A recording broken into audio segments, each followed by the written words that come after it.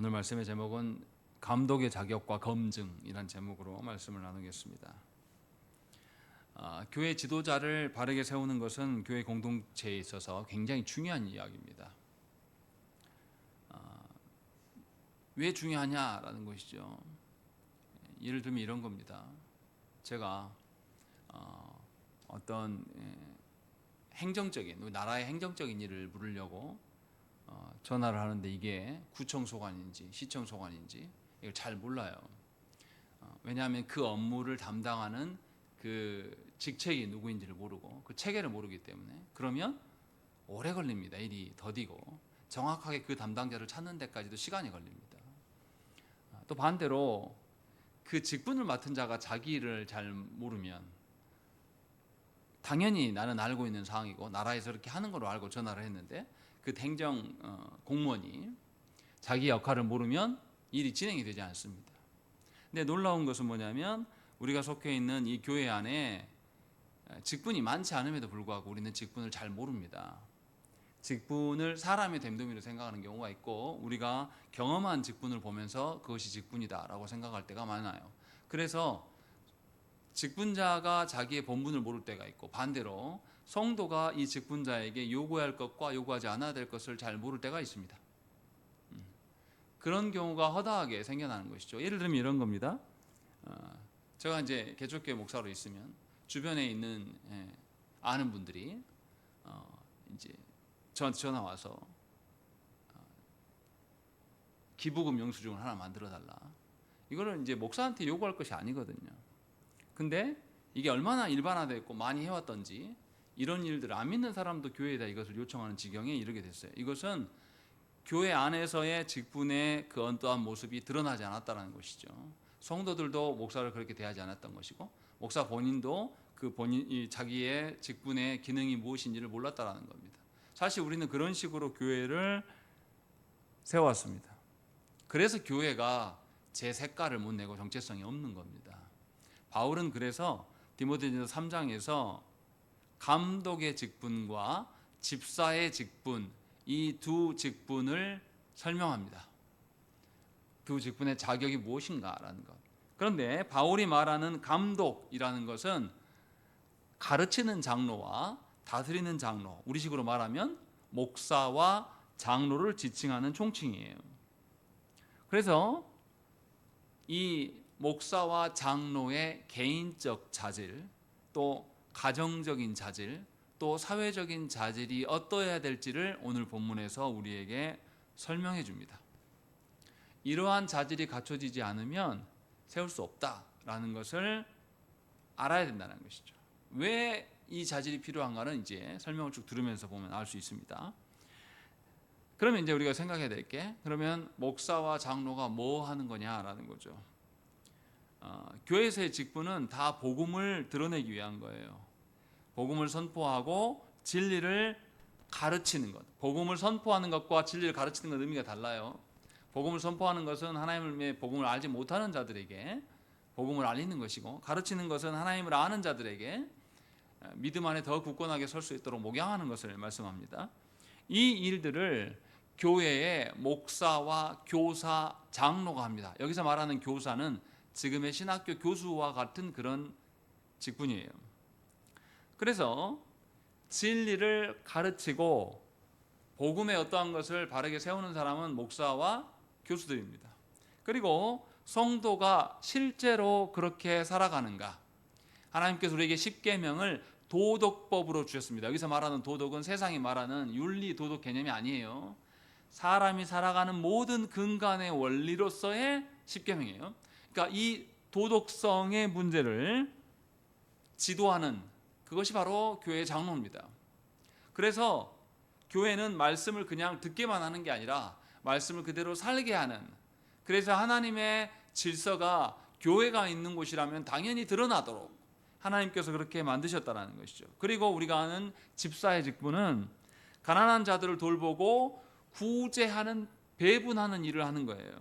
구제 물자를 배분하는, 담당하는 것이 집사의 직분입니다. 그러니까 집사는 누구보다도 교회 안의 성도들의 형편을 잘 알아야 됩니다. 본인이 모르면 신방을 담당하는 장로에게 물어서라도 상황들을 다 알고 있어야 되는 것이죠. 안 그러면 할 수가 없죠. 이런 식으로 직분이 분화되어 있습니다. 오늘 본문에서는 목사와 장로에 대한 이야기를 할 거예요. 집사는 다음 주에 이제 할 것이고. 그래서 분명하게 이 목사와 장로, 이 감독의 직분이 교회에 복음을 전파하고 진리를 가르치고 또 성례를 집행하여서 교회를 교회답게 세우는 중요한 직분임을 우리는 알아야 됩니다. 그래서 바울은 1절에서 굉장히 중요한 여러 가지를 섞어서 말합니다. 잘 보세요. 시작이 이상합니다. 시작이 굉장히 독특한 구절들이 나타났어요. 처음부터 뭐라고 말합니까? 미쁘다 이 말이요 라고 돼요. 이 말은 뒤에 말을 말하는 거예요. 뒤에 있는 말. 뒤에 있는 말이 참으로 진실되다 라고 이야기해요. 이거 강조하고 시작합니다. 다시 말하면 그 뒤에 말이 굉장히 중요한 말이다 이 뜻이에요. 그리고 뒤에 말이 뭡니까? 감독의 직분을 얻으려 함은 선한 일을 사모하는 것이다. 표현이 좀 이상하지 않습니까? 감독의 직분, 감독이 되려면 이러한 자질을 갖추어야 된다 이렇게 말해도 되잖아요. 근데 그렇게 말하지 않고 있습니다. 감독의 직분을 얻고자 하는 자는 선한 일을 사모해야 된다, 선한 일을 추구해야 된다라고 말씀하고 있어요. 당연하죠. 왜냐하면 감독이 뭡니까? 목사와 장로인데 목사와 장로의 직무가 뭐예요? 하나님의 진리의 말씀을 가르치고 그 말씀대로 살아가는지 다스리는 자이기 때문에 당연히 이 감독의 직분을 감당하는 사람은 진리를, 선한 일을 추구하는 자일 수밖에 없다는 것입니다. 그러니까 말씀에 대한 추구함이 없는 사람은 세우면 안 돼요. 그러니까 교회 안에 목사와 장로는 최소한 어느 정도의 말씀에 대한 기반이 닦여져 있어야 됩니다. 근데 한국교회는 그것에 대해서 등한시한 겁니다. 그래서 그것을 잘 세우지 않았습니다. 목사와 장로, 특히 목사의 그 말씀에 대한 것도 굉장히 빈약해요. 근데 장로의 경우는 더 심각합니다. 그렇게 해서 말씀에 기반이 없는 상태에서 진리를 추구하지 않는데 세워지는 경우가 많습니다. 분명히 바울은 이거 중요한 이야기야. 중요한 이야기인데 감독의 직분을 얻으려 하는 자는 진리를 추구함이 있어야 된다라고 말씀하고 있어요. 그러니까 최소한 신앙 고백서 정도는 알고 있어야 되고, 그리고 그 사람이 하나님의 말씀에 대한 진리의 추구함, 말씀을 계속 읽고 묵상하는데 능해야 됩니다. 최소한 이것이 목사와 장로에게 있어야 될 가장 기본이다 라고 말하고 있어요. 그리고 바울은 또 숨겨서 이야기하는데 뭐라고 그러냐면, 뭐라고 되어 있습니까? 어떤 사람이 감독의 직분을 얻으려고 한다라고 이야기하고 있어요. 이 말은 뭡니까? 그가 감독의 직분을 받으려고 해야 된다라는 것을 전제로 말하고 있습니다. 우리 교회 안에서 직분을 세울 때 어떻게 세웁니까? 교회 안에서 저도 고등부 때 맡아서 교사 선생님들 앉혀놓고, 자 이번에 여름 수련회를 뭐 하는데 어떤 프로그램을 할까요? 하면은 다 어떻게 하죠? 아이디어를 누가 내? A가 내요. 그리고 이 아이디어를 냈어요. 하기로 했어요. 그러면 이거를 어떻게 합니까? 누가 할까요? 하면 어떻게 합니까? 다른 사람한테 막진. 우리 청년이 이거 하면 좋겠다. 또 다른 일도 또 청년이. 그리고 다 끝나고 나면 누가 다 하고 있어요? 교회 청년들이 다 하고 있습니다. 이런 식으로 교회 일을 하면 안 됩니다.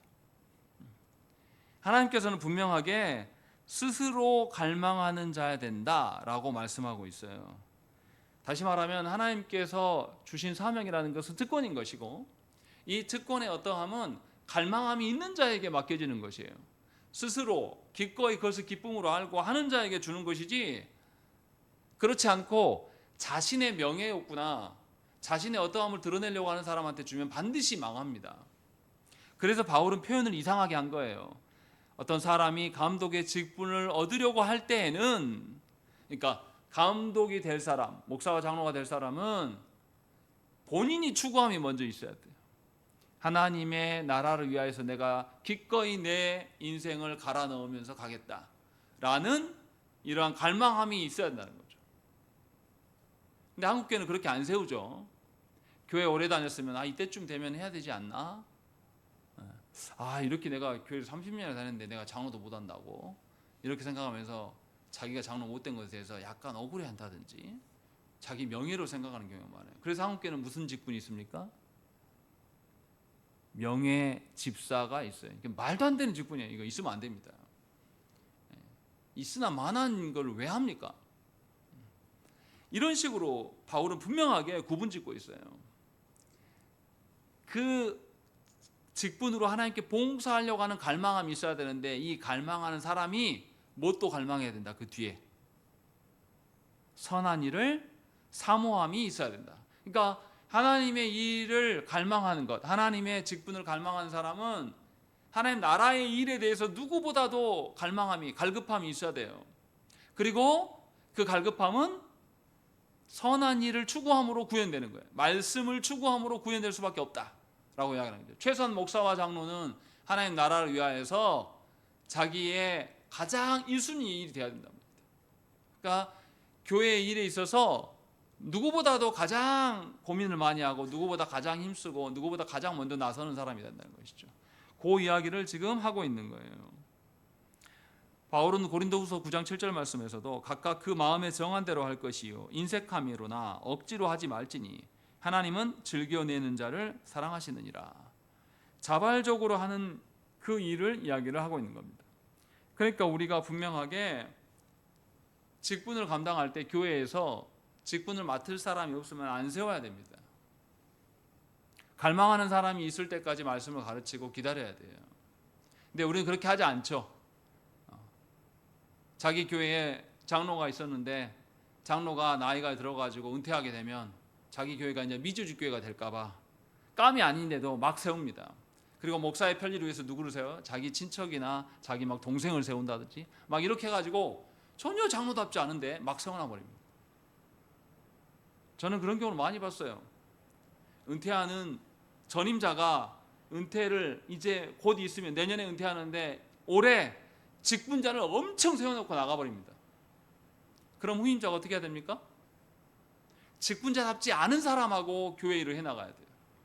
얼마나 곤욕스럽습니까? 그런데 전임자가 자기 명예욕에 취해서 그런 식으로 교회 일을 막 벌려놓는 겁니다. 이것은 직분을 세우는 방식이 아니에요. 아주 엉터리 같은 방식입니다.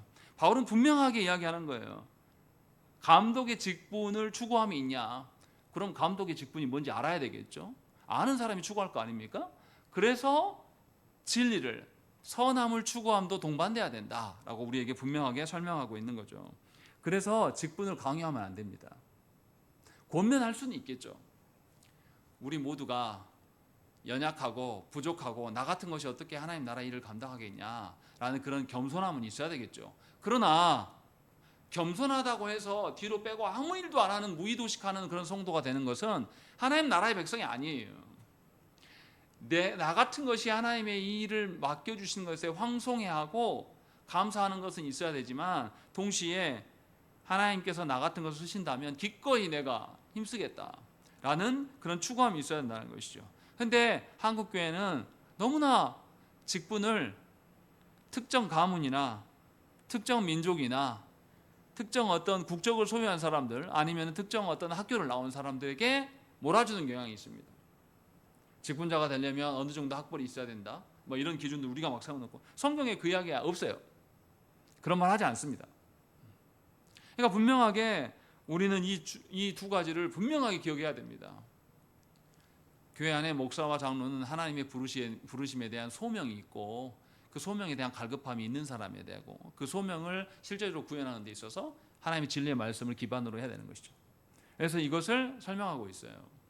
그래서 굉장히 중요한 이야기입니다. 그러나 우리가 조심해야 될 건 뭐냐면 그렇다고 해서 이 두 가지를 너무 얼렁뚱땅으로 하면 안 돼요. 하나님의 직분에 대한 자발적 헌신은 필요하지만 또 엄격한 자격이 필요합니다. 지도자는 세상의 지도자는 어떻습니까? 좋은 판단력이 있어야 되고 성실해야 되고 또 책임감도 있어야 되고 또 책임감이 있으면서도 백성들의 말을 귀 기울일 수 있는 융통성도 있어야 되고 또 창의력도 가져야 되고 뭐 이런 기준들을 세상의 지도자는 내세운단 말이죠. 그런데 그리스도께서 핏값을 주고 사신 교회를 감당해야 될 직분자는 이보다 더 엄격했으면 엄격해야지 더 느슨하면 안 돼요. 근데 너무나 안타깝게도 우리가 교회에서 본 그간의 직분자를 세우는 방식을 보면 굉장히 느슨합니다.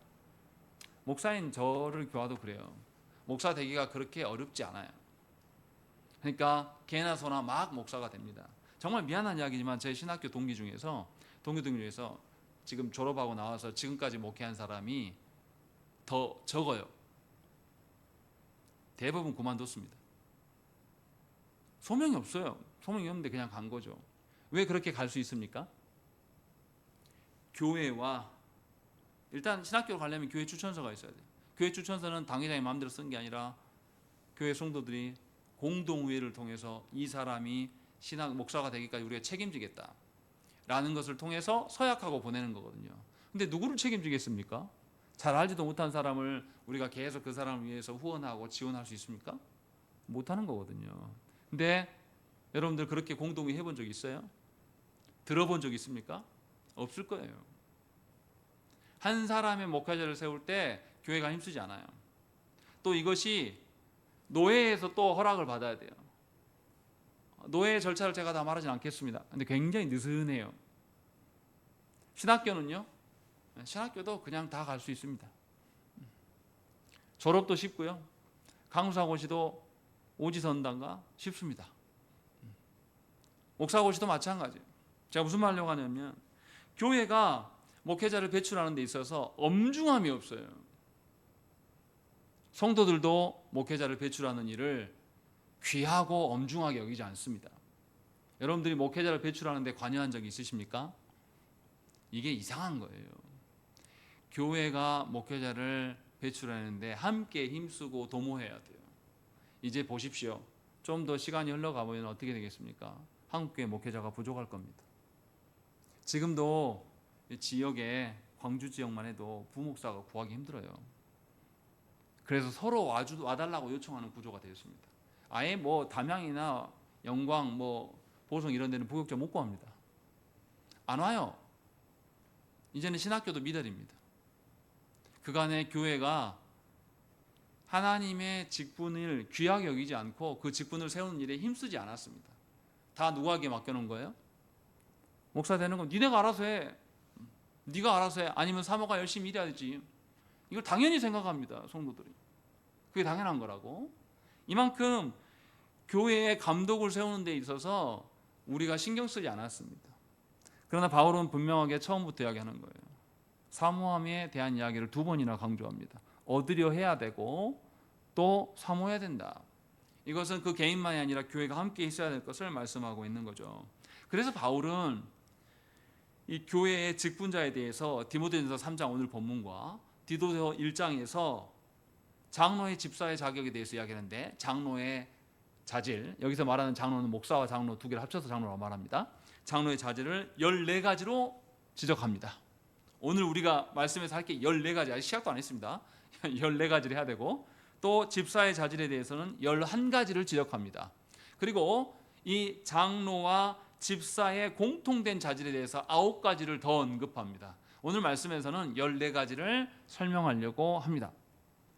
자, 보시면 이제 2절을 보시면 하나씩 나옵니다. 하나하나 나오는데 제일 첫 번째가 뭐라고 되어 있습니까? 예, 책망할 것이 없다, 나무랄 것이 없다라고 하는 것이죠. 이 말은 뭐냐면 사회적 규정을 어기지 않고 인륜을 범하는, 그래서 사회법상의 하자가 없는 것을 말씀하고 있는 거예요. 다시 말하면 이 교회의 목사와 장로가 되려면 사회 속에서 공공의 기본적 질서를 지키며 다른 사람들과 함께 살아갈 수 있는 사람이어야 돼요. 극단적인 사람이 되면 안 됩니다. 분명하게 목사와 장로는 교회의 신앙과 삶에 또 경건에 있어서 도덕에 있어서 모범이 되어야 될 자들입니다. 그렇기 때문에 그 사람의 인격과 사상과 말과 행실에 있어서 다 갖춰져야 될 사람이에요. 그래서 바울은 제일 첫 번째로 뭐냐면 나무랄 것이 없는, 사회적으로 흠이 없는 자야 된다라는 것을 전제로 설명을 하고 있어요. 우리 중에 완벽한 사람이 있습니까? 완벽한 사람이 없어요. 그럼 여기서 말하는 나무랄 데가 없다는 자는 의미는 뭡니까? 우리 모두는 다 흠이 있는 자들입니다. 그런데 바울이 지금 말하고 있는 것은 우리가 완벽할 수는 없지만 완벽하기 위하여서 끊임없이 하나님께 엎드리고 회개할 수는 있어요. 바울이 지금 말하는 게 그거예요. 정말 이 사람이 끊임없이 회개하고 다른 사람들을 용인할 수 있는 사람인가? 요 이야기를 지금 말씀하고 있는 거죠. 두 번째는 무슨 이야기합니까? 한 아내의 남편이 되며 라고 되어 있습니다. 이 해석이 말이 많아요. 굉장히 논쟁이 많은 구절입니다. 어떤 사람은 교회의 감독은 한 여자와 한 번 결혼하여서 한 아내와 함께 살아가야 되는 남자이다. 이렇게만 엄격하게 정합니다. 이렇게 하면 누구는 직분자 못 됩니까? 일단 아내가 없는 사람, 결혼하지 않은 총각은 직분자가 될 수 없어요. 또 아내와 사별한 사람, 또 아내와 이혼한 사람, 그런 사람들은 직분자 세우면 안 됩니다. 혼자 있으니까. 이런 식으로 해석한다면. 그리고 이혼한 이후에 또 다른 여자나 다른 남자와 결혼하는 경우도 사실은 안 된 겁니다. 그렇게 이 구절을 해석하는 사람들을 말하는 거예요. 지금 제가 말하는 거 그게 아니고. 근데 칼뱅은 여기에서 어떻게 해석을 하냐면, 칼뱅이 지금 지적하는 것은 바울 당시에 일부 다처제의 풍습을 배제하려고 이것을 써놨다라는 겁니다. 로마 사회에서 어떻게 이 남편들에게 말을 했냐면요. 제가 읽어드릴게요. 정부를 우리는 쾌락을 위해, 여기서 말하는 정부는 국가 정부가 아니에요. 자기의 애인 말아요. 애인. 정부는 우리의 쾌락을 위해서 두고, 첩들은 우리 일상들의 일상적인 돌봄을 위해서 두고, 그러나 아내들은 우리에게 자녀들을 출생하고 집안의 신실한 후견인이 되도록 유지한다. 이게 로마 사회의 입장입니다. 남자한테 여인이 몇 명 있어요? 최소한 3사람 허용해 주는 겁니다. 아내는 새끼들 키우고 집안 다스리려고, 첩은 나머지 허드렛 일을 하게 하려고, 그 다음에 정부는 자기의 쾌락의 용도. 이게 로마 사회에서 합법적인 방식이에요. 그런데 이것을 예수 믿는 사람들도 똑같이 따라합니다. 왜요? 누구를 근거로? 아브라함의 아내가 몇이었습니까? 야곱은요? 이런 식으로 성경의 어떤 것들을 가져와 가지고 일부 다처의 풍습들을 당연한 것처럼 여긴단 말이죠. 그때 사회가 그랬기 때문에 바울은 이것을 배격하려고 쓴 것이다 라고 말하고 있는 거예요. 그래서 아내가 여럿인 남자는 감독이 될 수 없어요. 그러니까 바울이 의도하는 바는 뭐냐면, 정리하면 이러하는 거죠. 결혼하지 않은 남자나 아내와 사별이나 합법적인 이혼으로 홀로 된 남자, 또 정당한 이유로 혼자가 된 사람, 또 재혼한 남자도 교회의 감독이 될 수가 있다고 지금 말하고 있는 겁니다. 그 사람들을 그것 때문에 배제시킬 수는 없다라고 바울은 해석하고 있는 거예요. 그러니까 오해해서 들으면 안 돼요. 이 말을 또 잘못 듣고 이렇게 생각할 수 있습니다. 이 사람 저 사람 막 결혼하고 막 이런 사람도 되냐, 이런 뜻을 말하는 게 아닙니다. 사별하거나 합당하게 이혼할 수밖에 없는 그런 상황들, 예를 들어서 한쪽이 아예 거절하고 버리고 가버리면 이거 막을 수가 없잖아요. 이런 경우에 대해서는 해당 사항이 되지 않는다라고 분명하게 말하고 있는 거예요. 그러니까 칼뱅의 해석대로 봤을 때 교회 안에 그 감독의 그 조건이 무엇인지 우리가 잘 봐야 된다는 것이죠. 그렇게 해서 분명하게 어떤 그 사람의 형편과 상황 때문에 하나님의 직분에 제약을 두는 것을 한정 짓고 있는 거예요. 모든 상황에 일괄적으로 정하지 않는다라는 것이죠. 그리고 세 번째 뭐가 되어 있습니까? 우리 성경에는 절제가 먼저 나오는데 신중부터 먼저 설명할게요. 신중해야 된다라는 것이죠. 여기서 이제 신중하다라는 것은 뭐냐면 술에서 자유로운 사람을 말합니다. 술처럼 뭔가 중독성이 강한 것에 사로잡혀 있는 사람들은 마음의 안정적인 상태를 유지할 수가 없습니다. 감독은 꼭 술만을 말하는 게 아니에요. 어떤 이념이나 어떤 사람이나 어떤 물건이나 어떤 문화에 푹 빠져서 이리저리 휘둘리는 사람이 되면 안 됩니다. 그래서 신중해야 될 것들을 말씀하고 있는 거죠. 마음의 균형이 항상 하나님을 향해 있어야 되는 사람이에요. 근데 우리 시대를 봐보세요. 우리 시대에 우리를 흔들리게 하는 것들이 굉장히 많습니다. 성인들부터 이야기해 볼까요? 골프에 미친 사람이 있습니다. 요즘에는 목사님들도 뭐 파크 골프를 막 치더라고요. 네. 자기의 본분도 잊어버리고 막 그렇게 하는 사람, 그건 교회 직분자가 되면 안 됩니다. 또 좀 더 내려와 보면 스포츠나 연애나 아니면은 가요나 게임이나 여기에 미쳐 있는 사람은 절대 교회의 지도자로 세울 수 없다라고 분명하게 밝히고 있는 거죠. 왜냐하면 그 사람들은 그것에 치우쳐 있어요. 생각을 해보세요. 교회 목사와 장로가 둘이 합이 맞아가지고 어떤 거에 푹 빠져 있어요. 그럼 교회에서 야유회 갈 때 뭐 하고 싶어 할까요? 실제로 그런 교회가 있었어요. 광주에 어떤 큰 교회에서 당회가 부유해요. 당회원들이. 그래서 태국으로 골프 여행을 갔다가 왔습니다. 돌아왔는데 교회 안에 성도들은 토요일 날 막 교회 청소하고 있었어요. 근데 당회원들이 버스에서 내리면서 비싼 골프 가방을 막 내리는 거를 청소하는 성도들이 봤어요. 마음이 어떻겠습니까? 마음이 상하죠. 그래서 교회가 뒤집어졌습니다. 그런데 당회가 사과를 안 해요. 그럴 수 있지 않냐? 뭐 우리가 잘못했냐? 죄지었냐? 지금 바울이 말하는 게 이겁니다.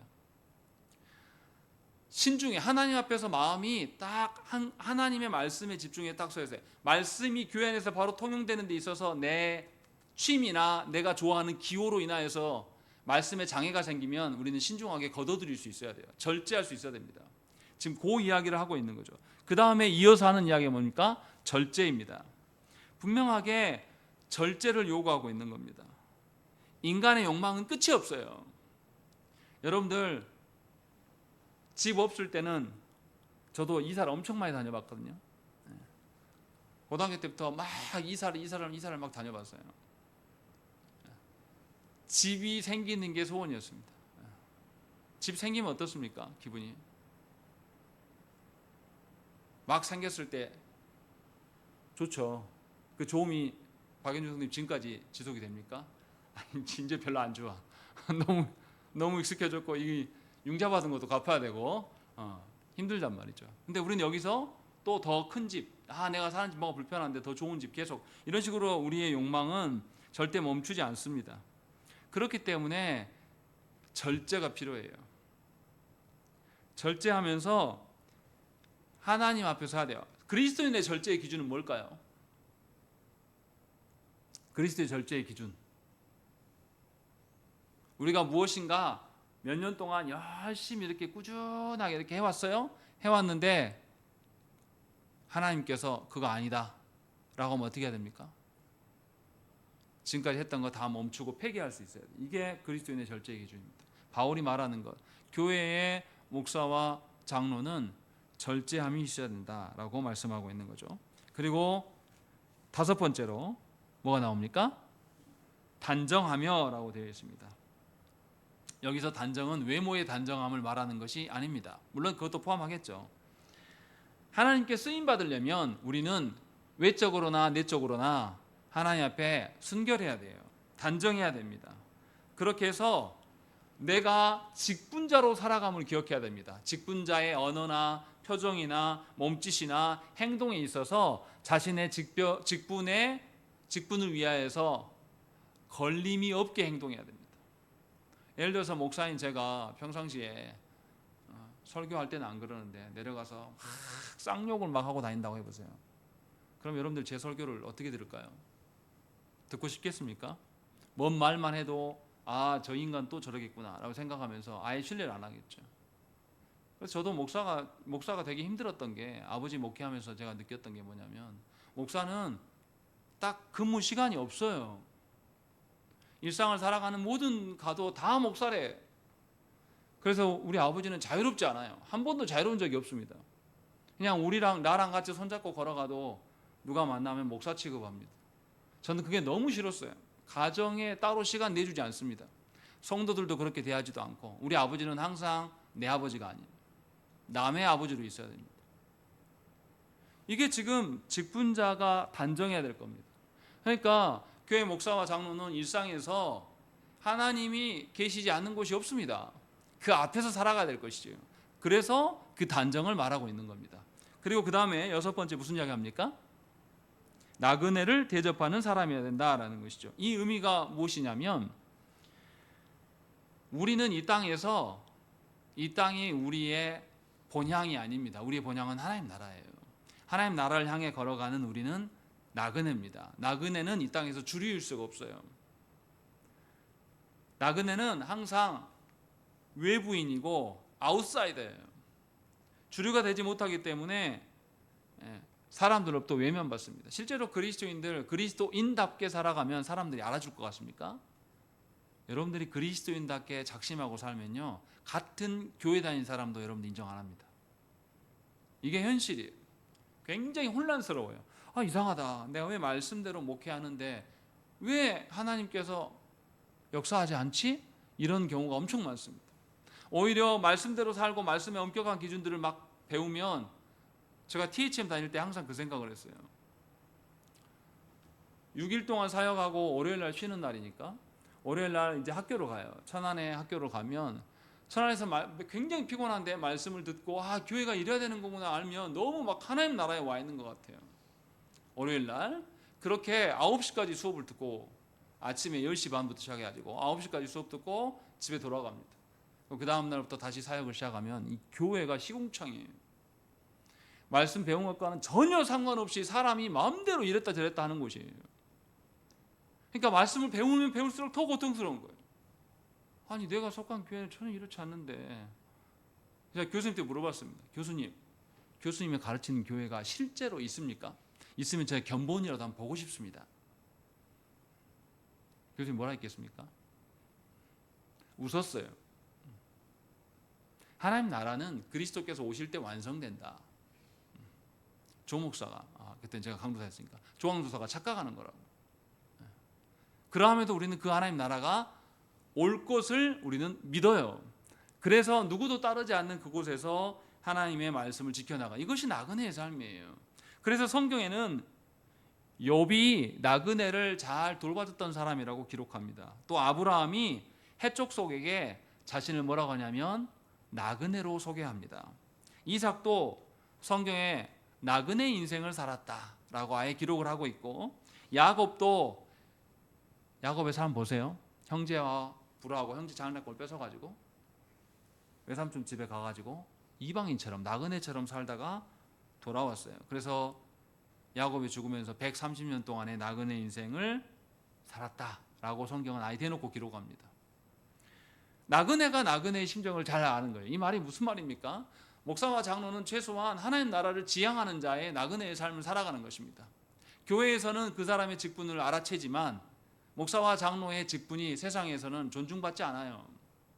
아무리 본인이 내가 장로요, 내가 목사이기 때문에 내가 술도 마시지 않고 이런 절제를 합니다 라고 한다고 해서 세상 사람들이 존중해 줍니까?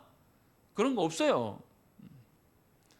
그러나 나그네가 나그네를 알아보고 대접하면서 자기의 정체성을 확인하는 것, 이것이 목사와 장로에게 있어야 될 것이다.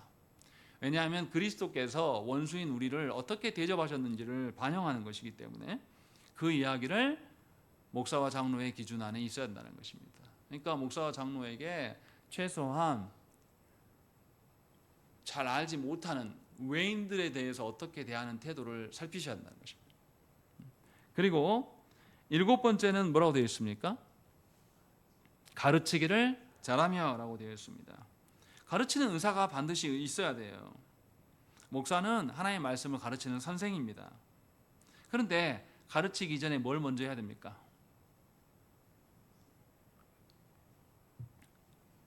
제가 어제 목포 제일로회에서 중고등부 수련회 하는데 가서 소요리 문답 1시간 반 강의했거든요. 제가 1시간 반만 강의만 했을까요? 그 1시간 반을 두고서 그 전에 뭐 했을까요? 준비했겠죠. 가르치려면 뭐부터 해야 됩니까? 본인이 배워야 됩니다. 진리의 말씀에 대한 연구하려고 하는 것이 있어야 돼요. 배운다는 의미는 뭡니까? 지적으로 그냥 머리로 배운다는 그런 뜻이 아니에요. 진리의 말씀을 자기 내면화시켜야 됩니다. 그리고 내면에 말씀이 나의 기준이 되어가지고 겉으로 드러나는 말과 표정과 행동과 삶으로 드러나야 됩니다. 이것이 교회의 목사에게, 장로에게 있어야 될 태도예요. 그리고 목사는 잘 배우고 잘 가르쳐야 됩니다. 잘 가르치려면 어떻게 해야 됩니까? 성도들의 눈높이에 맞춰서 가르치는 은사가 그때 필요한 거예요. 지금 이것을 총체적으로 이야기를 한 겁니다. 그러니까 교회 안에 목사와 장로는 누구보다도 말씀을 잘 가르쳐야 되지만 동시에 뭐도 있어야 됩니까? 그가 말씀에 동화되어 있어야 됩니다. 그 사람을 보면, 그 직분자, 우리 목사님 보면, 우리 장로님 보면 진짜 말씀대로 힘쓰는 것 같아 라는 이야기를 최소 들어야 된다는 것이죠. 그 이야기를 하고 있는 거예요. 이렇게 목사가 말씀에 젖어서 말씀에 푹 내면화돼서 그 외면화된 것으로 살아가면 정말 기쁨으로 전할 거 아닙니까? 그러면 목사의 설교만을 통해서 배우는 게 아니라 목사의 삶을 통해서도 배울 수가 있는 거죠. 사실 하나님께서 은혜를 주셔서 우리 앞전 선배들, 앞전 목회자들이 지적 능력이 뛰어나지는 않았어요. 그런데 앞전 목사님들은 하나님을 사랑하는 마음이 있었습니다. 지금 목회자들이나 지금 목회자 가정들은 절대 따라할 수가 없어요. 다 목사들이 지금 다 힘들다고 합니다. 사모들이 다 힘들어 죽겠다고 이야기해요. 그런데 앞전 세대의 목회를 보고 말하라 이 말이에요. 실제로 쌀이 떨어져 가지고 굶는 가정도 저는 본 적도 있습니다. 어렸을 때. 저희 집도 쥐가 나왔어요. 막 그런 속에서 저희 살았는데 하나도 그게 더럽다고 생각을 못했습니다. 하나님 은혜로 그냥 살았어요. 지금 생각하면 말도 안 되는 집인데 막 쥐가 우르르 다니면서 자고 있으면 막 쥐가 배 위로 지나다니기도 하고 그런 속에서 살았어요. 그런데 불편함을 못 느꼈거든요. 그게 하나님 은혜거든요. 그러한 것들이 목사에게 있어야 됩니다.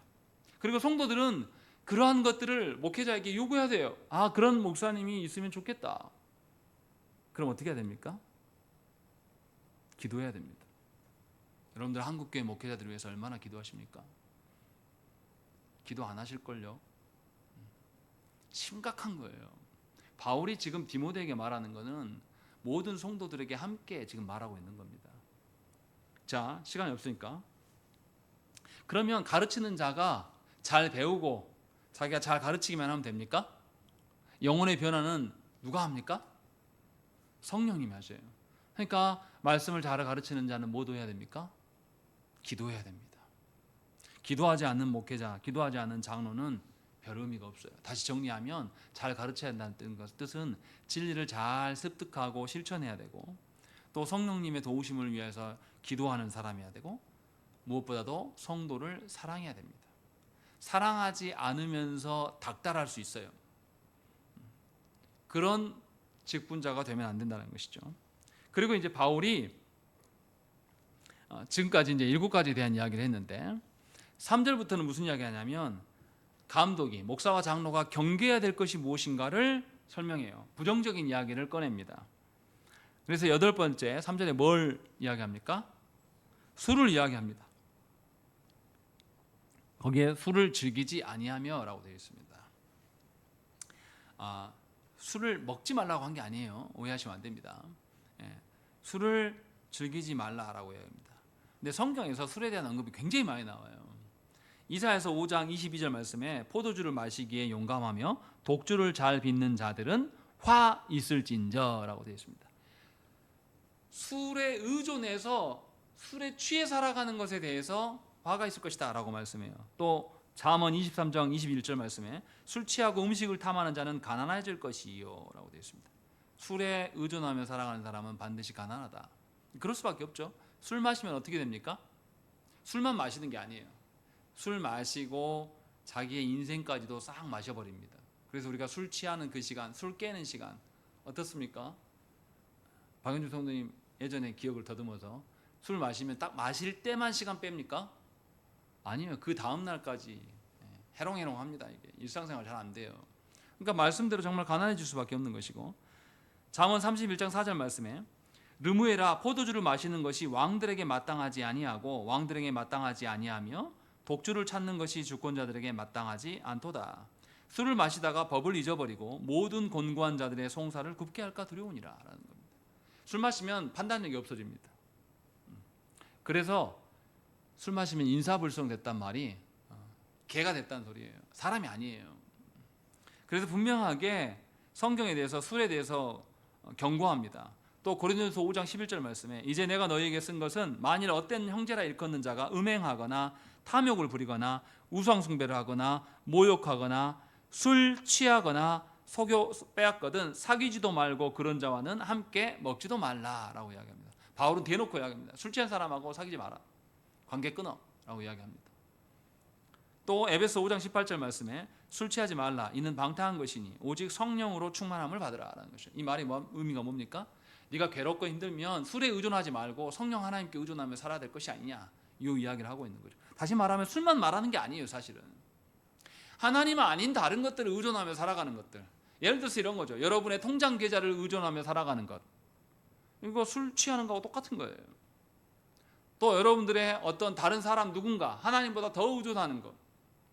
이것도 술 취하는 것과 다르지 않습니다. 앞으로 희연이 교인이도 조심해야 될 게 뭐냐면 이제 살아가다 보면 이성이 너무너무 좋아요. 그럼 이성에 푹 빠져가지고 본질을 흘릴 때가 있어요. 남자의 여자에 미쳐가지고 하나님께 예배하는 것을 막 놓칠 때가 있어요. 술 취한 거예요. 분명하게 교회의 직분자들은 다른 것에 빠지지 않도록 분명히 말하고 있습니다. 9번째 무슨 이야기 합니까? 구타하지 아니하며 오직 뭐하라? 관용하라 라고 이야기했습니다. 술 취한 사람은 구타도 합니다. 그러니까 앞에서와 연동해서 이야기를 하고 있습니다. 진리를 추구해야 될 감독은 사람을 다스릴 때에 물리적인 힘으로 다스리지 않습니다. 겁박하거나 어떤 힘의 논리로 찍어 누르지 않아요. 그러니까 교회는 강제성이 세상보다는 더 없어 보입니다. 그러나 하나님의 다스리심을 아는 사람이라면 그럴 수 없어요. 하나님께서 하나님 앞에 순종하지 않고 계속 하나님을 대적하는 자를 하나님은 그대로 두신 적이 없습니다. 하나님 반드시 제거하세요. 문제는 뭐냐면 우리가 하나님의 일하심을 알아보지 못하니까 그러한 일들이 우리 안에 계속 일어나고 있어도 우리는 별로 신경 쓰지 않습니다. 자기가 몰라서 신경 쓰지 않는 거거든요. 쉽게 말하면 자기가 무지해서 신경 쓰지 않은 것뿐이에요. 그러나 하나님은 계속 일하십니다. 이 사실을 조금만 우리가 깨달으면 우리는 하나님의 질서를 누구보다 존중할 수밖에 없어요. 힘의 논리로 살아가지 않습니다. 그런데 너무나 안타깝게도 한국 교회는 힘의 논리로 다 돼요. 놀라울 정도로 힘의 논리입니다. 제가 뭐 자주 있는 일이 아니지만 뭐 어제도 그랬지만 가서 강의를 하니까 강의할 때는 저 목사님 얼마나 잘나서 강의할까 하고 강의 끝나고 나서 목사들끼리 모여서 목사님 어디서 사역해요? 성도는 몇 명입니까? 막 이렇게 물어다 보니까 제가 굉장히 작은 교회거든요. 그때부터 확 태도가 달라져요. 자기는 500명 모이는 단입니다. 이게 일반적인 우리의 태도예요. 우리는 힘의 논리로 살아갑니다. 힘의 논리를 추구해요. 그러나 분명하게 교회는 사람의 변화는 성령께서 하시는 것이기 때문에 그리스도로 말미암아 죄 사함을 받아서 우리는 교회된 자들이기 때문에 우리는 누구도 용서해야 됩니다. 그래서 관용을 이야기를 하고 있는 거예요. 관용하는 것은 쉬운 일이 아닙니다. 그리스도께서 우리를 용서하실 때 어떻게 하셨습니까? 자신을 내어주심으로 용서하셨어요. 우리가 그리스도께서 우리를 용서해 주심의 의미를 조금만 안다면 우리 앞에서 설쳐되는 자를 우리가 용서할 때 그리스도를 흉내내려고라도 할 거예요. 용서한다는 것은 반드시 뭐가 따릅니까? 나의 희생과 나의 손해가 따르게 되어 있습니다. 내 마음이 썩어 문드러져 가면서 용서하는 거예요. 그것도 안 하면서 별로 해보지도 않고 용서가 안 된다는 분들이 있습니다. 저는 반대로 묻고 싶어요. 그리스도께서 너를 위해서 얼마나 많은 것들을 내어주셨는데 하나님이신 그분이 너를 위해서 사람이 되셨는데 네가 그런 소리 할 수 있냐? 역으로 묻고 싶은 거예요. 분명하게 교회의 목사와 장로가 겉으로 볼 때에 관용해야 되기 때문에 힘이 없어 보일 수 있습니다. 그러나 이 관용은 그리스도를 존중함으로 드러나는 것이에요. 그래서 목회는 그리스도를 따르는 십자가 길이라고 이야기를 합니다. 그래서 분명하게 직분자에게 이것이 있어야 된다라고 이야기합니다. 그래서 10번째 무슨 이야기합니까? 다투지 않아야 된다라는 거예요. 다툰다라는 것은 누구랑 경쟁한다라는 것입니다. 경쟁하게 되면 어떻습니까? 우리가 광주일고하고 배재고하고 야구할 때 왜 그렇게까지 됐을까요? 서로 경쟁하다 보니까 도를 넘어서는 거예요. 질투가 생기고 미움이 생기고 이렇게 하다 보니까 나중에 교만해서 지네들이 이기고 있었거든요. 배재고 애들이 이기고 있으니까 광주일고 무시하면서 가야지 스타벅스 가야지 하면서 막 이 소리까지 한 거죠. 아, 쟤들 광주에서 왔지? 5.18 한번 갖고 놀아보자. 여기까지 간 거죠. 사실은 그런 경쟁심이 아니라 우리가 좀 스포츠맨십을 발휘해서 이런 것을 감독이 가르치고 선생님들이 가르치는 그런 학생들이었다면, 그런 배움이 조금이라도 어떤 토대가 된, 그리고 심판이 조금만 그런 것들에 대한 생각들을 갖고 있고 운영진들이, 어른들이 그런 생각을 갖고 있었다면 이렇게까지 사태가 안 벌어졌을 거예요. 그 소리를 처음 한 게 아니래요. 그 전부터, 앞전부터 계속 이야기를 해서 했는데 감독도 안 멈추고 하니까 광주일고 감독이 나서서 뭐 하는 거냐고 하면서 이제 항의를 한 거죠. 애들한테 뭐라 한 게 아니라 운영진들한테 이제 항의한 거죠. 왜 저걸 제재 안 하냐라고 하면서. 그러니까 어른들이 이걸 모르는 거예요. 함께 가는 방법을 모릅니다. 다투는 방법만 압니다. 그러나 교회는 분명하게 경쟁이 아니라 공존하는 방법을 사용해야 됩니다. 대립이 아니라 상생하는 방법을, 분노가 아니라 그리스도께서 하나님과 우리를 화목하게 하신 그 화목을 우리는 드러내야 되는 것이죠. 이것이 교회 직분자들에게 요구해야 될 덕목이에요. 그리고 11번째 뭐라고 되어 있습니까? 돈을 사랑하지 아니하며 라고 되어 있습니다. 목사와 장로는 돈을 사랑해서는 안 됩니다. 돈을 사랑함이 온천하에 드러나는 것은 말세의 징조라고 했어요. 또 성경에서는 돈을 사랑함이 일만하게 뿌리가 된다고 그랬고, 가장 큰 문제는 뭐냐면 목사와 장로가 돈을 사랑하게 되면 목회를 영업수단으로 전락시킵니다. 그래서 성도를 돈으로 평가합니다. 그래서 성도를 신방할 때도 돈 되는 성도를 신방해요. 돈 되지 않은 성도는 별로 신방에 관심이 없습니다. 또 신방만 그러겠습니까? 놀랍게도 그러게 되면 설교도 돈잔치가 될 수가 있고, 기도도 돈을 위하여서, 또 성도들을 만나서 권면하고 상담하는 것도 다 돈이 되는, 종교의 모든 것이 돈벌이 수단이 되어버리는 거예요. 실제로 한국교회 안에서 그렇게 벌어지는 일들이 있습니다. 목사를 만나려면 신방비가 얼마 있어야 된다라는 것을 교회마다 암묵적으로 정해놓는 교회들이 너무나 많아요. 그래서 담임 목사가 자기가 말하기 싫으니까 이것들을 부목사나 신방종사에 시켜서 이런 일들을 하게 하고, 그래서 돈 없으면 교회 못 다닌다는 말을 하게 되고, 또 교회 직분을 줄 때도 뭐라고 말합니까? 장로는 얼마, 집사는 얼마, 권사는 얼마 이렇게 내라고. 정신이 다 나간 겁니다. 하나님의 교회를 돈벌이로 하는 거죠. 돈을 사랑하는 사람은 절대로 하나님 사랑하지 않습니다. 분명하게 기억하셔야 됩니다. 우리는 돈으로 살아가는 것이 아니에요. 하나님께서 우리를 지켜주시기 때문에 살 수 있습니다. 히브리서 13장 5절 말씀에 돈을 사랑하지 말고 있는 바를 족한 줄로 알아. 그가 친히 말씀하시기를 내가 결코 너희를 버리지 아니하고 너희를 떠나지 아니하리라 하셨느니라 라고 되어 있습니다. 우리는 돈으로 사는 것이 아니라 주께서 우리와 함께 하셔서 주께서 우리를 살리시기 때문에 사는 자들이에요. 저는 목회 10년 개척하면서 10년 동안에 이것을 배웠어요. 아, 나한테 수입이 얼마가 주어진 이것이 나를 살게 하는 것이 아니다. 나한테 수입이 없어도 내가 살아더라. 계산할 수는 없어요. 앞으로 내가 어떻게 살지 내가 예단하고 내가 예측할 수 없습니다. 왜냐하면 하나님 하시는 일이기 때문에. 그런데 두렵진 않아요. 하나님이 그간 10년간 그렇게 또 살게 하셨거든요. 또 앞으로도 살게 할 겁니다. 그래서 두렵지 않아요. 만약 이게 두려웠으면 저도 힘 있는 정치하는 목사들 밑에 가서 줄 서서 큰 교회 가려고 애를 썼겠죠. 분명하게 돈을 사랑하는 것, 돈에서 자유로워질 수 있는 것은 하나님의 역사하심을 믿는 자에게만 있는 겁니다. 그래서 목사와 장로의 자질이 이것이 반드시 필요하다라고 이야기를 하고 있는 것이고, 그 다음에 4절 5절에 중요한 이야기를 길게 써놨어요. 4절 읽겠습니다. 4절만 읽겠습니다. 시작.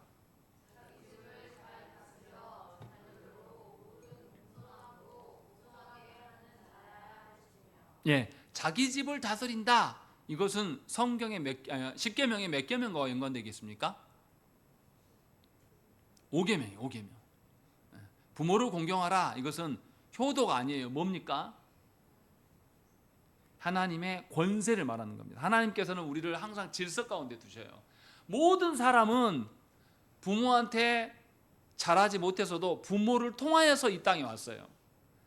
그러니까 태어나서 고아로 버려졌을지라도 그가 육신의 부모 없이는 이 땅에 못 온단 말이에요. 그러니까 모든 사람은 태어나자마자 처음 만나는 공동체가 어디예요? 가정입니다. 그래서 이 가정은 하나님께서 언제 만들어 주셨습니까? 아담과 하와가 타락하기 이전에 만들어 주셨어요. 그렇게 만들어 주셨다는 의미는 뭡니까? 창조 질서로 주셨다는 거예요. 믿는 자나 믿지 않는 자나 모두가 다 가정을 통해서 이 땅에 와요. 그러니까 이 땅에서 있는 사람들은 가정 안의 질서를 외면할 수가 없어요. 그러니까 우리가 사람 노릇 하려면 뭐가 세워져야 돼요? 가정이 올바르게 세워져야 된다는 것입니다. 우리 사회에서 왜 금쪽이 같은 프로그램이 나옵니까? 금쪽이 프로그램 나오면 얘 새끼들이 막 엄마를 때려요. 막. 가정이 아닙니다. 사람들이 이 사회에 대학도 나오고 지식이 어떤 거 있을지 몰라도 사람 새끼가 아니에요. 아주 병신을 만들어 놨습니다. 애들이 잘못돼도 부모가 때릴 줄을 몰라요. 겁박해서 절제하지 못하면 굴복시키고 해야 되는데 애기가 다 커가지고 엄마한테 대들 정도가 되는데도 못하고 막고 있어요. 그것을 자기 힘으로 안 되니까 TV 프로그램이니까 저는 뭐 하는 짓인지 잘 모르겠어요. 가정이 무너졌습니다. 하나님이 누구든지 가정을 통해서 사람 되게 만들게 해놓으셨는데 이 가정의 체계가 무너진 겁니다. 다시 말하면 하나님의 권세에 순종할 줄 모르는 자가 된 겁니다. 그래서 교회 안에 감독, 목사와 장로가 되려면 그 사람은 가정을 온전히 세울 수 있는 사람이어야 돼요. 하나님께서 가정을 주셨는데 인류가 타락합니다. 그래서 인류가 타락해서 하나님께서는 어떤 공동체를 두셨습니까? 두 개 공동체를 하나님 또 만드셨어요. 뭡니까? 교회와 국가입니다. 가정이 교회와 국가의 원형이에요.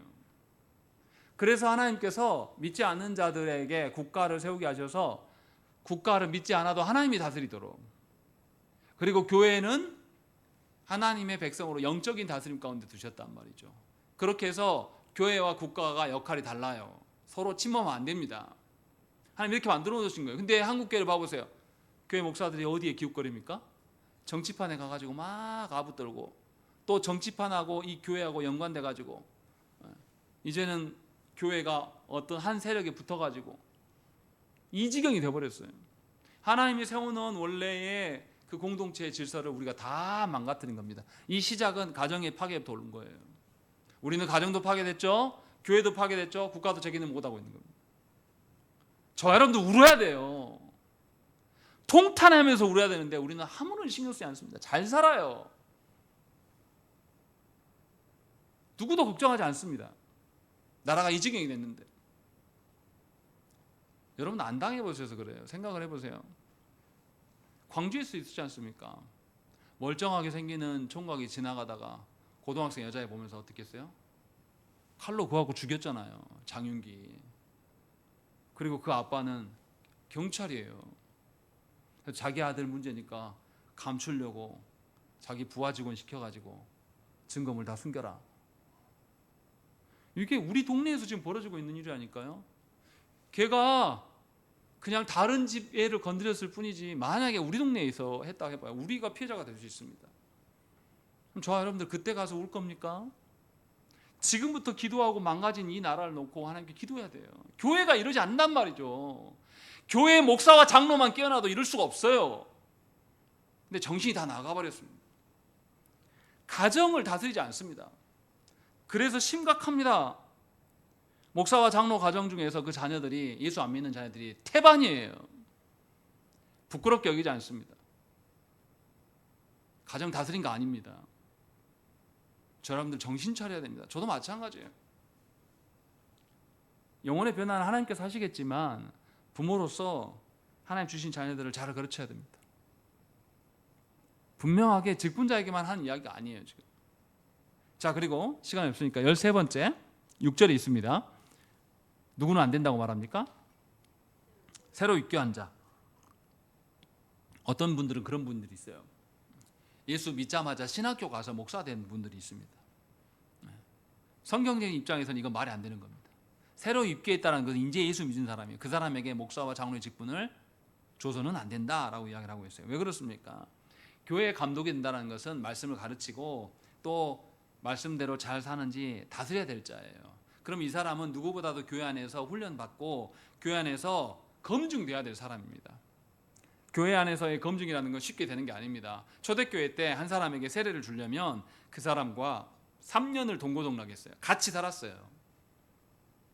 핍박받으니까 함께 숨어서 공동체 이루어가며 살아가면서 그 사람을 3년을 지켜봤다. 우리처럼 주일날이나 수요일날 모여서 그때만 본 게 아니라 같이 살면서 3년 지켜보고 난 다음에 이 사람이 그리스도인이라면 그때 세례를 줬단 말이죠. 세례 주는 거 하나만도. 그러면 직분을 세울 때 얼마나 검증했겠습니까? 우리가 속한 교회가 그렇게 검증합니까? 저도 목사고 저희 동기들도 신학교에서 같이 다녔던 동기 목사들도 다 목사예요. 근데요, 그 목사 중에 하나님의 예정하심을 부인하는 사람이 나옵니다. 틀렸대요. 자기가 성경 보니까. 그리고 이것을 우리 동기방에다 올려요. 막 기가 막힙니다. 뭡니까? 교회가 직분자를 하나도 제대로 세울 줄 몰라요. 아무나 막 세웁니다. 그래서 저희들끼리 그런 이야기를 해요. 내가 아는 동기 목사가 진짜 목사다운지는 저는 몰라요. 신학교에서 그냥 학생으로 같이 본 것뿐이지 실제로 그가 목사인지는 모르는 겁니다. 그만큼 우리는 검증되지 않은 삶을 살고 있어요. 여기서 바울이 뭐라고 말합니까? 새로 입교한 자도 말지니 그 다음에 교만하여져서 마귀를 정죄하는 그 정죄에 빠질까 합니다. 새로 입교한 자에게 바로 직분을 줘버리면 생각을 해보세요. 그 공동체 이제 막 들어왔어요. 막 들어왔는데 오자마자 직분이 되고 완장을 찹니다. 그러면 그 사람이 뭔가를 막 권력을 휘두를 거 아닙니까? 그러면 그 사람이 자기가 힘 있는 줄 착각합니다. 그러면서 반드시 교만합니다. 실제로 교회가 이런 경우가 많아요. 특히 작은 교회들에서 사람이 없다 보니까 막 세우는 경향이 있습니다. 성경에서는 그렇게 세운 적이 없어요.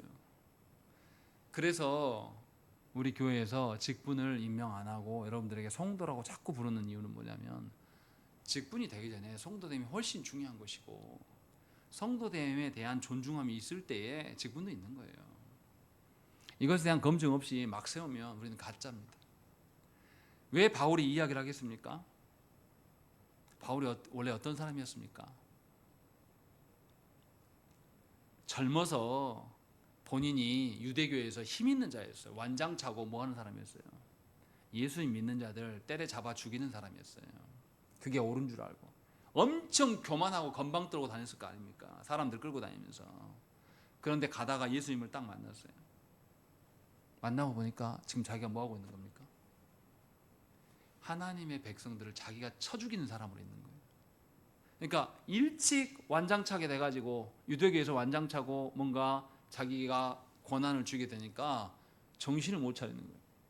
바울이 얼마나 부끄러웠겠습니까? 바울이 얼마나 하나님 앞에 죄송스러웠겠어요? 그래서 바울이 뭐라고 합니까? 자신을 죄인 중에 괴수다. 모든 성도 중에 지극히 낮은 자보다 더 낮은 자가 나다. 바울은 이렇게 말합니다. 왜냐하면 자기는 자기 과거를 알아요. 젊었을 때 하나님께서 성경을 배우게 하고 완장차 할 수 있는 조건을 줬는데 잘못된 그 교만함으로 인해서 건방 떨고 다니다가 예수 믿는 자들을 또 스데반 집사까지도 자기가 죽였잖아요. 그런 자기의 과거 이력이 있기 때문에 목사와 장로, 교회 안에 목사와 장로는 일찍 교회 들어오자마자 세울 수 없다.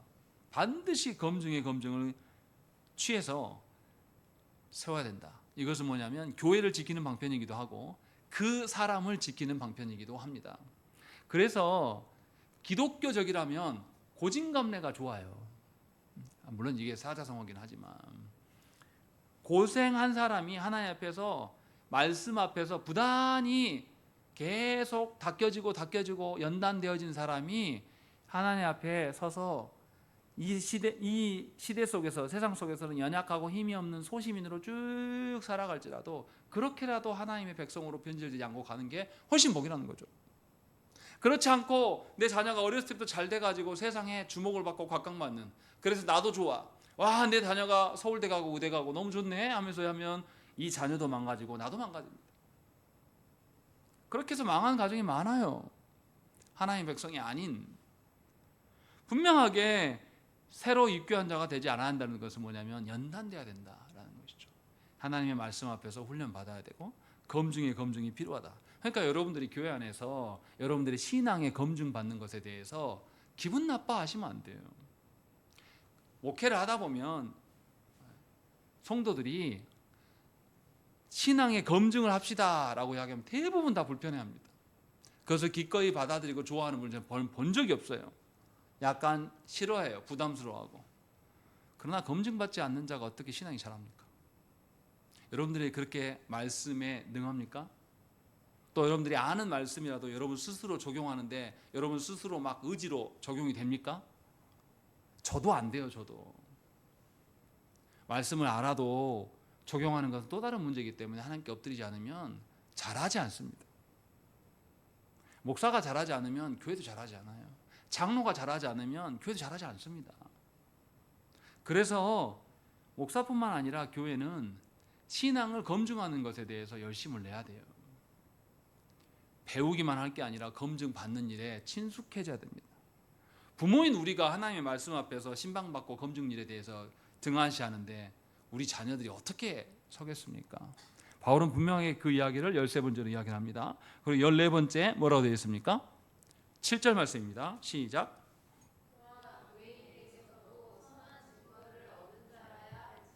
예, 여기서 보면 외인이 있어요. 외인은 누굽니까?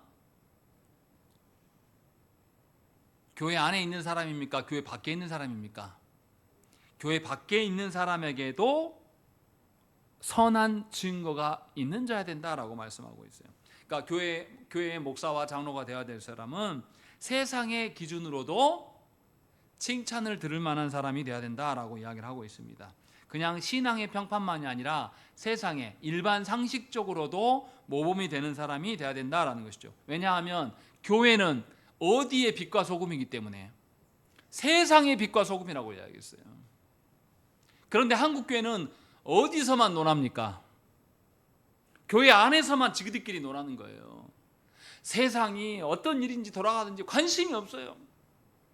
세상 사람들이 막 가난해서 죽고 나자빠져도 교회는 자기들끼리 모여서 우리는 부유해, 배 따뜻해 하면서 배 두드리면 자기들끼리 좋아한단 말이죠. 그래서 한국 교회가 극우가 돼버린 거예요. 극우가 되어 있는데 우리는 슬퍼하지도 않습니다. 기득권층에 딱 들라붙어 있는 종교가 돼버린 겁니다. 더 이상 이 땅의 역사와 이 땅의 정의에 대해서는 눈 감고 있어요. 교회가 아무런 신경 쓰지 않습니다. 그냥 있는 자들을 위한 교회. 지금 마지막 이야기하는 게 그거예요. 외인에게 선한 증거가 없는 교회가 교회냐? 외인에게 선한 증거가 없는 직분이 직분일 수 있겠는가? 이 이야기를 우리에게 하고 있는 겁니다. 조국 교회의 직분자들은 진짜 하나님 앞에 엎드려서 반성해야 됩니다. 세상에서 교회의 목사 장로를 존중합니까? 욕해요. 목사 장로 하면 다 무식하고 천박하고 예의 없고 이런 식으로 취급합니다. 왜냐하면 그렇게 행동해요. 목사 같지도 않은 정광훈이 같은 머저리 같은 인간들, 또 대형교회 목사들 나와가지고 헛소리 팍팍 했었고 나가서 성도들 다 끌고 나가서 깃바닥에서 막 힘으로 무력으로 해보려고 걸기하고 정권의 정치인들한테 그렇게 하면 교회가 안 찍어져 하면서 협박하고. 이게 무슨 교회입니까? 이 말씀을 들으면서 우리가 심각하게 생각해야 됩니다. 우리가 속한 교회, 우리가 몸담고 있는 이 한국 교회는 이 말씀의 기준에 부합한 직분자가 별로 없어요. 심각합니다.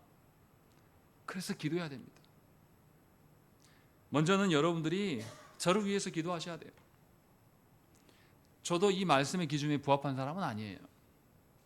그러나 이 말씀의 기준에 부합한 목회자가 될 수 있도록 기도하셔야 되고, 또 우리 교회 안에 장례적으로 이러한 장로님이 세워질 수 있도록 기도하셔야 됩니다. 그리고 두 번째는 조국교회 안에 있는 직분자들에게 위해서 기도해야 됩니다. 사실 교회 안에 목사와 장로만 하나님께 회개할 줄 알면 교회 바뀝니다. 목사와 장로가 형편이 없어서 교회가 안 바뀌는 겁니다. 그 사람들 죽어야 바뀐다는 이야기가 나와요. 얼마나 심각합니까 이게. 그러나 하나님은 우리에게 아직도 이 말씀을 주신다라는 거예요. 하나님의 말씀을 주신다라는 것은 하나님의 약속이 우리에게 아직 있다는 겁니까? 없다는 겁니까? 아직 유효하다라는 겁니다. 그러니까 아직은 소망이 있는 거예요. 하나님 거두시지 않았어요. 그러니까 우리가 조국교회의 직분자들을 위해서 특별히 기도하셔야 됩니다. 심각한 지경이 있습니다. 우리만 위해서 기도해야 될 게 아니라 우리 교회 전체를 놓고 기도해야 됩니다. 그러지 않으면 우리는 타락한 교회에서 계속 살아가고 우리 자녀들에게 타락한 교회를 물려줄 겁니다. 이 책임을 하나님께서 우리에게 물으실 거예요. 그러니 하나님의 주신 말씀의 기준이 우리에게 너무 벅차고 힘들다 말씀하지 마시고 그 말씀이 우리에게 적용되고 실행될 수 있도록 우리가 힘써서 기도하시기를 간절히 축원합니다. 함께 기도하겠습니다.